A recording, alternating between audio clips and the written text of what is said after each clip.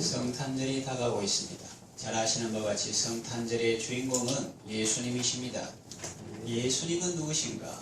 예수님은 어떤 분이신가? 이것을 아는 것이 우리가 신앙생활 하는데 참 중요합니다. 성경 전체는 창세기부터 계시록까지 예수님에 대해서 말씀하고 있습니다. 너희가 성경에서 영생을 얻는 줄 생각하고 성경을 상고하거니와 이 성경이 곧 내게 대하여 증거하는 것이라고 했습니다. 특별히 이사야 53장은 고난받는 종의 노래로 잘 알려져 있습니다. 오늘 읽은 본문은 예수님이 어떤 분이신지 우리에게 잘 소개하고 있습니다. 자, 그렇다면 예수님은 어떤 분이십니까? 첫째로 우리의 질고를 지고 우리의 슬픔을 당하신 분입니다. 4절 상반절에 그는 실로 우리의 질고를 지고 우리의 슬픔을 당하였거늘 그렇게 말씀하십니다. 예수님은 거룩하신 하나님의 아들이십니다. 아무 흠이 없는 분이십니다. 고통과 슬픔을 당할 이유가 전혀 없는 분입니다. 그런 분이 왜 고통을 당하고 왜 슬픔을 당하셨을까요? 자기 죄 때문에 당하신 것이 아닙니다. 나의 죄 때문에 고통당하셨고 우리의 죄 때문에 고통당하셨습니다. 사람들은 예수님이라 하면은 보통 인물도 좋고 풍채도 좋고 목소리도 좋은 사람으로 생각할 것입니다. 그러나 그건 사람의 생각이지 하나님의 말씀과는 거리가 멉니다. 성경은 오늘 읽은 하나님의 말씀은 그 예수님을 어떻게 묘사하고 있습니까? 이사야 53장 2절에 그는 주 앞에서 자라나기를 연한 순 같고 하나님 앞에서 예수님은 연한 순과 같은 모습으로 자라났다. 마른 땅에서 나온 뿌리 같아서 고운 모양도 없고 풍채도 없은즉 우리가 보기에 흠모할 만한 아름다운 것이 없도다 그랬습니다. 키가 크거나 말을 잘하거나 음성이 좋거나 사람들이 생각할 때 이야 대단하다 할만한 이것이다 할만한 경상도 말로 이기다 싶은 것이 하나도 없는 그런 모습이더라는 것이죠. 어디 그뿐입니까? 3절에 그는 멸시를 받아 사람들에게 버림받았습니다. 멸시받았다는 거죠. 간고를 많이 겪었습니다. 질고를 아는 분입니다. 저 멀리 왕궁이나 또 하늘에 있어서 사람들 손에 물 묻히는 거 모르고 손톱에 흙 낀 거 모르고 그런 것이 아니라 질고를 아는 분이다 하는 것입니다. 마치 사람들이 그에게서 얼굴을 가리는 것 같이 멸시를 당하였고 우리도 그를 귀히 여기지 아니하였도다 그렇게 말씀합니다. 예수님은 사실 우리의 질고를 짊어지고 우리의 슬픔을 당하였습니다. 그런데 그렇게 생각하는 사람은 아무도 없었습니다. 모두 다 그는 잘못했어. 그는 뭔가 죄를 지어서 징벌을 받아서 하나님께 맞는 것이다. 신성을 모독하고 군중을 선동하고 징벌을 받아서 고난을 당하는 것이다. 그렇게 생각했습니다. 예수님을 죄인 취급했고 또 정치적으로 상징적으로 강도 우두머리 취급했습니다. 그래서 그 당시에 두 강도 사이에다가 예수님을 십자가에 매달았으니 마치 강도 두목처럼 그렇게 보이게 했습니다. 그렇게 오해를 받으며 모함을 받으면서도 자신을 위해서는 한마디도 변명하지 않으셨습니다. 지혜로우신 예수님께서 왜 침묵하셨을까요?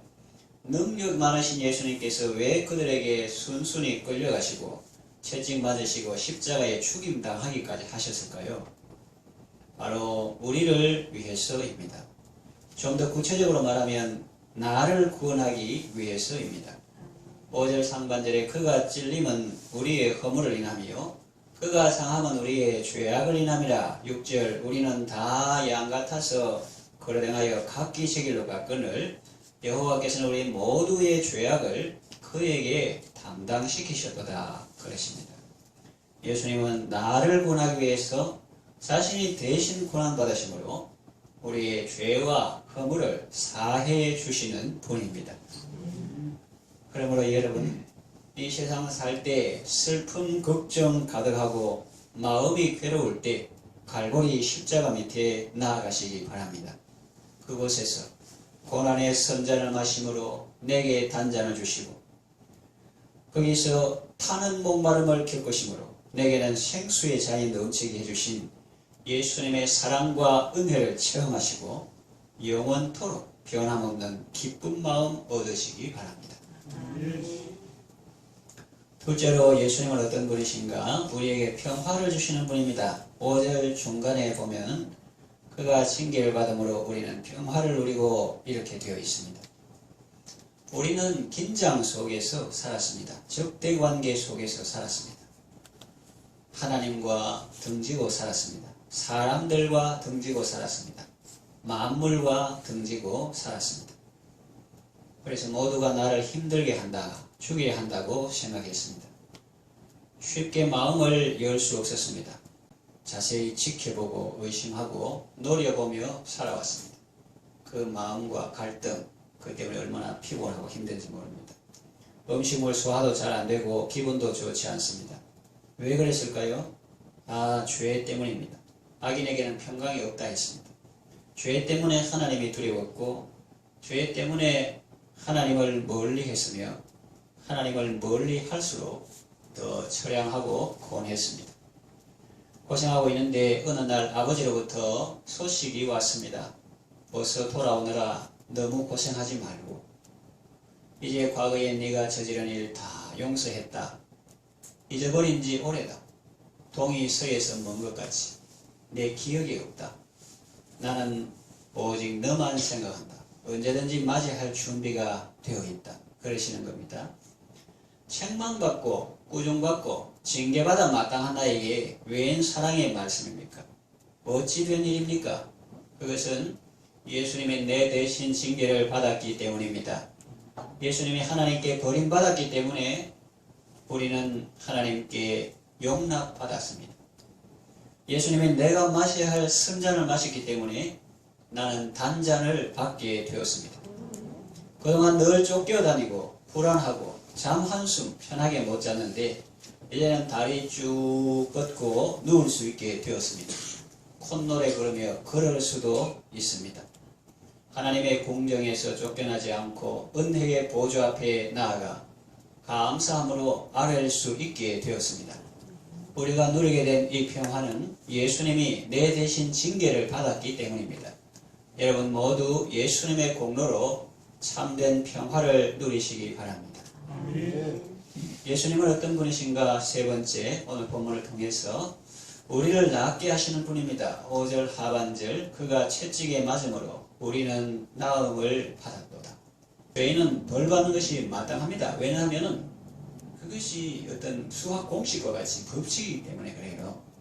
죄의 삭은 사망입니다. 죄 지으면 벌받아야 하고 죽어야 합니다. 고통당해야 합니다. 그것이 정한 이치 아니겠습니까? 그렇지만 우리는 모두 다 안 그랬으면 좋겠다 그렇게 생각합니다. 우리는 형벌에 대해서는 민감하게 반응하지만 그래가지고 아주 흉악한 죄를 지어도 손방망이 척을 되기를 원하고 이 형벌에 대해서는 민감하게 반응하지만 죄에 대해서는 심각하게 생각하지 않습니다. 감기 한 번 걸리면 안 나아야 합니다. 관성의 법칙에 따라서 호흡도 곤란해지고 기력도 쇠해져서 결국은 죽어야 합니다. 피가 한 번 나면 멈추지 않아야 합니다. 멈춘 것은 하나님께서 우리에게 은혜를 주셔가지고 그 프로트롬빈 그런 요소가 있어가지고 그걸 이렇게 멈추기 때문에 멈추는 거지. 본래 법칙대로 하면 한 번 흐르면 계속 흘러야 되고 피를 다 쏟고 결국은 죽어야 합니다. 이게 관성의 법칙 아닙니까? 누가 멈추지 않으면 계속 갑니다. 그런데 하나님은 피를 멈추게 하시고 감기 바이러스가 죽게 하십니다. 그리고 사람이 다시 살게 하십니다. 하나님은 날마다 우리에게 생명을 주십니다. 우리 육신의 생명을 주십니다. 새로운 피가 생겨나게 하고 보험 들면 어려운 말 하잖아요. 조혈, 모세포, 어쩌고저쩌고 하는데 그걸 잘 몰라도 피를 만드는 그런 세포 있다 이런 거죠. 새로운 피가 생겨나게 하고 새로운 피부가 생겨나게 하십니다. 우리 육신의 생명을 주실 뿐만 아니라 우리의 영혼의 생명을 주십니다. 우리 영혼이 죄악으로 인해 멸망하지 않고 거듭나게 하시고 말씀과 성령으로 자꾸 거듭나게 하시고 살게 하십니다. 우리의 영혼은 어떻게 거듭납니까? 예수님을 믿음으로 거듭납니다. 누구든지 그리스도 안에 있으면 새로운 피조물이라고 했습니다. 예수님은 우리에게 생명을 주시고 일단 거듭나게 하시고, 그러면 그 사람은 뭘 먹고 사느냐? 하나님의 사람은 하나님의 말씀으로 세워지는 것입니다. 그래서 말씀으로 거듭나게 하시고 또 그 거듭난 사람을 하나님의 말씀으로 더 풍성한 생명을 얻게 하시는 것입니다. 그것이 예수님께서 하신 말씀, 내가 온 것은 양으로 생명을 얻게 하고 더 풍성히 얻게 하려 합니다. 거듭난 생명을 주시고 또 그 거듭난 생명을 더 풍성하게 은혜를 베풀어 말씀으로 성령으로 세워주시는 것입니다. 예수 안 믿는 사람도 감기에서 회복된다고요? 네, 맞습니다. 그것은 하나님의 일반 은총입니다. 예수님을 모르는 사람은 있어도 예수님 없이 살 수 있는 사람은 없습니다. 하나님을 인정하지 않는 인간은 있어도 하나님 없이 살 수 있는 인간은 없습니다. 예수 안 믿는 사람도 몸이 회복된다고 해서 예수님의 공로를 부정할 필요는 없습니다. 그런 분들도 예수님을 믿고 의지하면 더 큰 은혜를 입게 되겠죠. 믿고 주의 이름을 부르면 그냥 있어도 하나님의 일반은 좀 치유연 좀 프로트로빈이라 의사 네 안에 100명이 있다는 것처럼 하나님의 그 자연의 역사가 있는데, 그냥 그래도 한데 믿고 주의 이름을 부르면 하나님의 능력이 강하게 역사하겠죠. 누구든지 주의 이름을 부르는 자는 구원을 얻으리라 말씀했습니다. 그래서 그 일반 은총 플러스 특별 은총이 함께하면 효력이 더 크다고 할까요? 아니면 하나님이 역사하시고 나도 그 길을 내어 드리니까 하나님이 더 빨리 오실 수 있다고 생각할 수도 있는 것입니다. 예수님이 채찍에 맞으면 우리는 더 이상 채찍 맞을 필요가 없어졌습니다. 우리가 아플 때가 있지 않습니까? 몸이 불편할 때가 있지 않습니까? 그럴 때 너무 힘들어서 말도 잘 못할 수 있는 그런 때가 있습니다. 그럴 때 세상 사람들이 알지 못하는 기도가 흘러나옵니다. 주님, 이 고통은 내 것이 아닙니다. 다른 사람들은 몰라. 이 무슨 지고통인데 왜 지고통? 주여, 이 고통은 제 것이 아닙니다. 주님의 것입니다. 주님이 택자의 과거, 현재, 미래의 모든 죄를 짊어지시고 또 모든 질고를 담당하시고 마태복음에도 나오고 이사야에서 나오고 우리의 질병을 짊어지셨도다 함을 이루려 하십니다. 짊어지셨습니다. 원리적으로 말하면 이거는 내 것이 아니고 주님의 것입니다. 그런데 그 주님의 놀라운 사랑으로 인한 그 고통을 내게도 경험하게 하시니 감사합니다. 이걸 통해서 죄를 미워하게 하시고 의를 사랑하게 하시니 감사합니다. 그런데 나는 하나님이 아닙니다. 사람입니다. 괴롭습니다. 힘듭니다. 주의 일도 해야 하고 기도도 해야 되는데 기침이 나오면 공중기도 할 때 등이 안 됩니다. 연약하오니 주님께서 고쳐주시옵소서. 이렇게 주님께 막 기도하고 그 다음에는 사탄한테 호령을 하는 겁니다. 악하고 더러운 귀신이 떠나갈지어다 하는 것처럼 감기 바이러스는 떠나갈지어다. 이미 내 주님이 그 대가를 다 지불했는데 너는 무슨 배짱으로 와가지고 또 이중청구하려고 하느냐. 떠나갈지어다. 그래서 우리가 나음을 받게 되는 것입니다. 말씀을 정리해 마치겠습니다. 예수님은 어떤 분이십니까? 우리의 허물과 죄악을 사해 주시는 분입니다. 우리에게 참된 평화를 주시는 분입니다. 우리를 치료하시고 낫게 하시는 분입니다. 우리에게 영원한 생명을 주시는 분입니다. 예수님 안에서 아름답고 건강하고 복된 삶을 살아가시기를 바랍니다.